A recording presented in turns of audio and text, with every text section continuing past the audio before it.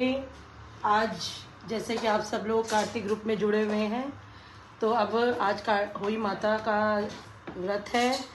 अब हम होई माता की कथा करेंगे जो सायंकाल में होती है। जय जय श्री राधे। होई की कथा। एक साहूकार था जिसके 7 बेटे 7 बहू थी और एक बेटी थी। सब मिलकर मिट्टी लेने गए। मिट्टी खोदते समय ननंद के हाथ से स्याऊ का बच्चा मर गया। स्याऊ माता बोली कि मैं तेरी कोख बांधूंगी। तो ननंद ने अपनी सारी भाभियों से कहा, लेकिन ननंद के बदले में अपनी कोख बंधवाने के लिए 6 भाभियों ने मना कर दिया। पर उसकी छोटी भाभी ने सोचा कि नहीं बंधवाएंगे तो सासू जी नाराज हो जाएंगी। तो छोटी भाभी ने अपनी कोख बंधवा ली। जब उसके जो बच्चा होता होई साल के लिए मर जाता। एक दिन उसने पंडिताइन से बुलाकर पूछा, क्या बात है, मेरे बच्चे होई 7 के ही दिन मर जाते हैं। तब पंडिताइन बोली कि हे सुरभि गाय की सेवा किया कर। सुरभि गाय स्याऊ माता की सहेली है, वे तेरी कोख छोड़ेगी।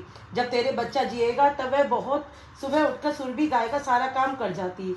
गौ माता ने सोचा कि आजकल कौन मेरी इतनी सेवा करता है, मेरी बहुएं क्या करेंगी, वे तो लड़ाई करती हैं। आज देखा जाए कि कौन सारा काम करता है। गौ माता ने सुबह उठकर देखा कि साहूकार के बेटे की बहू है जो सारा काम करती है। गौ माता बोली कि तुझे किस चीज की इच्छा है जो तू मेरा इतना काम करती है, मांग, क्या चीज मांगती है। तब साहूकार की बहू बोली, मुझे वचन दो। गौ माता ने उसे वचन दिया। तब साहूकार की बहू बोली कि स्याऊ माता तुम्हारी सहेली है, स्याऊ माता के पास मेरी कोख बंधी हुई है, उनसे मेरी कोख छुड़वा दो।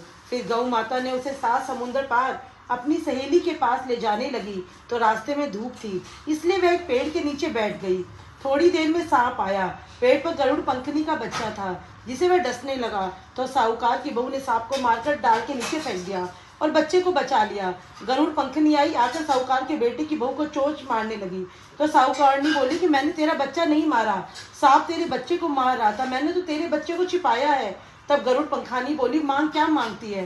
वह बोली कि 7 समुद्र पार स्याऊ माता रहती है, हमें तो तुम उनके पास पहुंचा दो। गरुड़ पंखनी ने अपनी पीठ पर बिठाकर दोनों जनों को स्याऊ माता के पास पहुंचा दिया।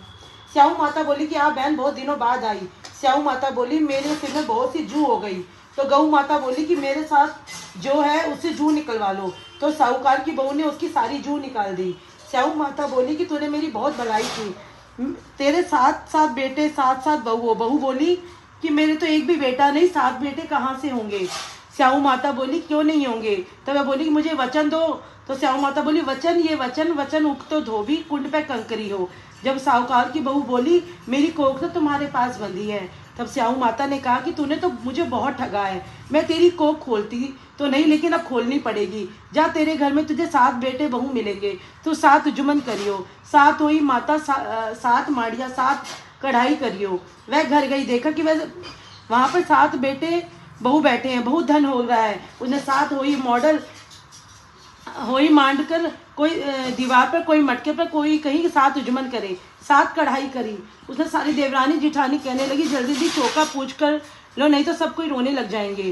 थोड़ी देर में उन्होंने अपने बेटे से कहा, देख कर आओ। आगे रोई क्यों नहीं। ये देखकर आकर बोला कि चाची तो होई मांड रही है, खूब उजमन हो रहा है। फिर जेठानी दौड़ी दौड़ी देखे गई, वह तो कोख छुड़ा के ले आई।